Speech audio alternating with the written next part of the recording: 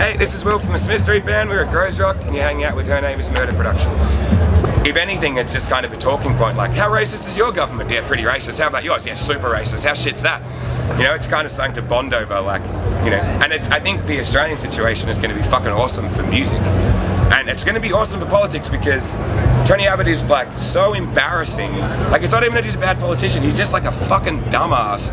And it's so obvious that, like, he's just shooting right-wing politics in the foot kind of thing. Like, I feel like, it's like George Bush or something, where it got to the point where it's like, we just, like, he's just embarrassing everyone now. You can't vote this guy in again. So I really hope that Abbott's going to do that for the left. Just like, and there has been like, even so many more protests in Australia, so many more people going to them, a lot more, you know, it's going to be like everyone's, like all the punk bands' albums are now going to have fucking angry songs about Abbott and stuff. Like, yeah, I think it'll turn out to be a good thing. Originally we were like Will Wagner in the Smith Street Band, like Bruce Springsteen in the E Street Band, because he's my god, basically. And yeah, Bosma, who like tours with us and does merch and helps us out in every possible way, and I were living above a pub called the Birmingham on Smith Street for a while, and that's kind of where it all started. We were playing there a lot and it sort of made sense at the time, but now Smith Street's like super gentrified now, so it's kind of like we called like, I don't know, I feel like in 2 or 3 years it'll be really embarrassing that we called the Smith Street Band. Like, why are you guys named after the street with all the furniture shops on it?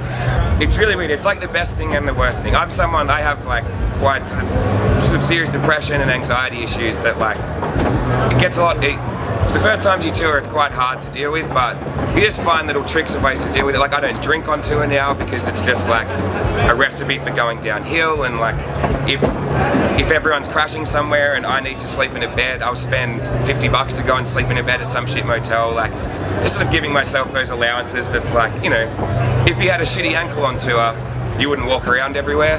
Like, so, you know, and I have a shitty head, so I try and treat it well, I guess. But it is definitely hard with like, you know, your relationships back home suffer, obviously, and I don't see my family anywhere near as much as I'd like to, but being able to get up every night and like sing about being a sad, anxious person and have people sing that back at you, it's the most like reassuring thing in the world. And having people come up and relate to songs, I think with me it's like, it really touches me because our songs are quite personal and honest, and it makes me feel a lot less alone, that other people are obviously feeling what I'm feeling, and that, you know, like the best thing for me in the world is when people come up and say, I was going through something and I listened to Smith Street and it really helped me, because I have bands like that are, you know, when it's really low I put on the Weaker Thans and or you know, Springsteen or something like that, and there's like certain things that I know will pick me up.